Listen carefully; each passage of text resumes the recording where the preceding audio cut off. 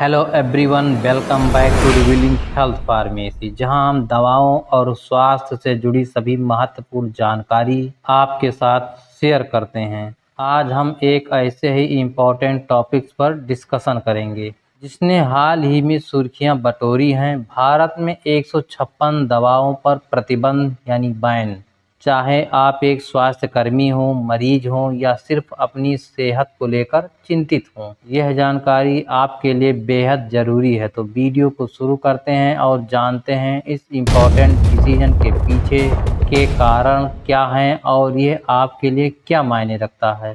तो फ्रेंड्स, भारतीय सरकार ने central drugs standard control organisation यानी CDSCO के माध्यम से हाल ही में 156 दवाओं पर प्रतिबंध लगाया है। यह प्रतिबंध ड्रग्स एंड कॉस्मेटिक एक्ट 1940 के धारा 26A के अंतर्गत है। इस प्रतिबंध से आम आदमी को तो कोई खास समस्या नहीं है, लेकिन फार्मा इंडस्ट्री को इससे बहुत नुकसान हुआ है, क्योंकि उनका पूरा का पूरा दवा जो सब बेकार हो गया है, क्योंकि वो अब इन दवाओं को बेच ही नहीं पाएंगे। यह निर्णय व्यापक शोध, सार्वजनिक चिंताओं और हेल्थ एक्सपर्ट से परामर्श के बाद लिया गया है।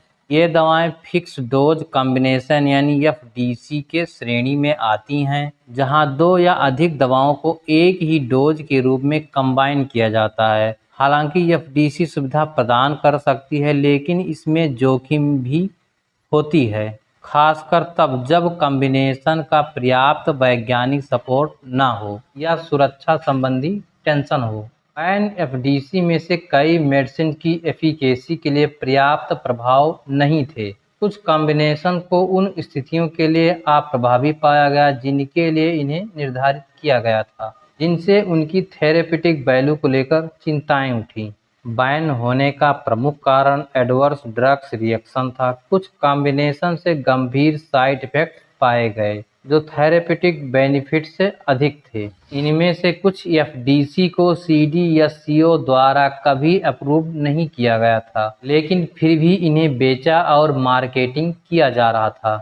इन ड्रग्स की प्रॉपर मेडिकल गाइडेंस के बिना उपलब्धता के कारण ओवरडोज और मिसयूज चल रहा था, जिससे एंटीबायोटिक्स रेजिस्टेंस और हानिकारक साइड इफेक्ट्स का अनावश्यक जोखिम बढ़ गया था। इन 156 दवाओं पर प्रतिबंध का फार्मा इंडस्ट्री, हेल्थ सर्विसेज और पेशेंट पर प्रभाव पड़ने की उम्मीद है। इन FDC के मैन्युफैक्चरर्स प्रोडक्शन एंड डिस्ट्रीब्यूशन को बंद करने के लिए बाध्य होंगे, जिससे उनका फाइनेंशियल नुकसान होगा। अब डॉक्टर्स और फार्मासिस्ट को सतर्क रहने की ज़रूरत है कि मरीजों को ये बैन मेडिसिन ना दिए जाएं। अब उन्हें अल्टरनेटिव ट्रीटमेंट्स खोजना होगा। जो मरीज इस समय वर्तमान में इन बैन मेडिसिन का उपयोग कर रहे हैं, उनके लिए ज़रूरी है कि वे सेफ ऑप्शंस के लिए अपने डॉक्टर से कंसल्ट करें। हालांकि सभी 156 बैन मेडिसिन को एक बार में कवर करना चैलेंजिंग है, बट यहाँ पर कुछ एग्जाम्पल्स को स्क्रीन पे आप देख सकते हैं। यह केवल बैन मेडिसिन लिस्ट का एक छोटा सा हिस्सा है।